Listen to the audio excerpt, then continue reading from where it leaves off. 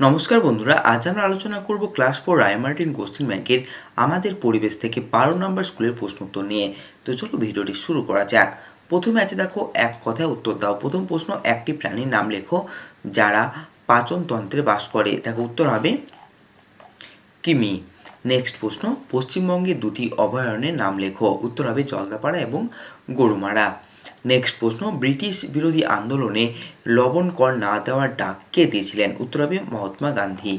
Next প্রশ্ন, গায়ে কাঁটা আছে এমন একটি উদ্ভিদ ও প্রাণীর নাম লেখো। উত্তর হবে দেখো, উদ্ভিদ হচ্ছে ফণিমনসা, প্রাণী হচ্ছে সজারু। 2 নম্বর প্রশ্নে আছে শূন্যস্থান পূরণ করো।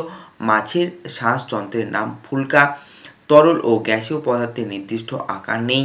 শালুক শালুক হলো একটি জলের অর্ধভাসমান প্রকৃতির উদ্ভিদ। ঘয়ের প্রশ্নের উত্তর হবে বাতাসে সবচেয়ে বেশি পরিমাণ নাইট্রোজেন গ্যাস থাকে। 3 নম্বর আছে দেখো, বাম দিকের সঙ্গে ডান দিক মেলাও।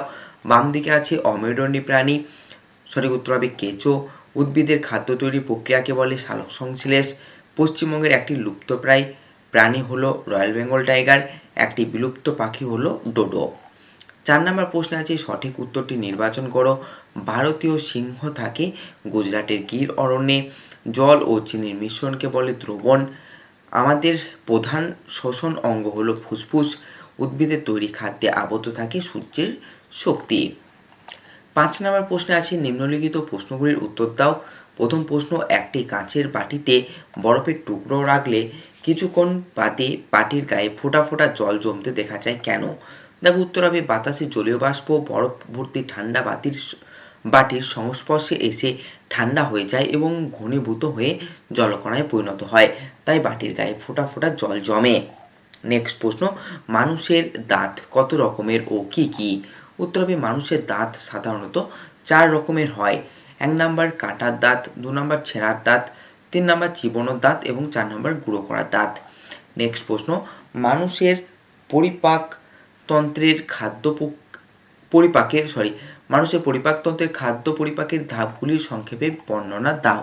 তো উত্তর হবে মুখগহ্বরে খাবার লালার সঙ্গে মিশে নরম হয়, এরপর গ্রাসনালীর মধ্যে দিয়ে পাকস্থলীতে গিয়ে পৌঁছায়, সেখানে খাবার আরও হজম হয়, সবশেষে ক্ষুদ্রান্তে গিয়ে খাবারের পরিপাক সম্পূর্ণ হয় এবং পুষ্টিরস শোষিত হয়। ঘয়ের প্রশ্ন আছে জীব ও জলের পার্থক্য লেখো। দেখো উত্তর হবে জীবের প্রাণ আছে, জলের প্রাণ নেই। জীব খাবার খায়, জল খাবার খায় না। জীব বংশবৃদ্ধি করতে পারে, জলও পারে না। জীব উত্তেজনায় সাড়া দেয় এবং চলাফেরা করতে পারে, জলও পারে না। নেক্সট প্রশ্ন, বাঘের বিলুপ্তির কারণগুলো কি কি? উত্তর হবে বাঘের বিলুপ্তির প্রধান কারণগুলি হলো 1 জঙ্গল কেটে ফেলায় বাসস্থানের অভাব, 2 চোরা শিকারীদের হাতে বাঘের মৃত্যু, 3 জঙ্গলে বাঘের খাবারের যেমন হরিণ বুনো শুয়োরের অভাব।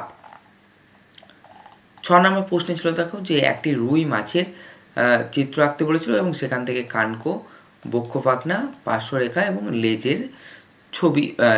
লেজকে চিহ্নিত করতে বলেছিল। তো দেখো এই যে ছবিটি তোমাদের জন্য করে দেওয়া হয়েছে।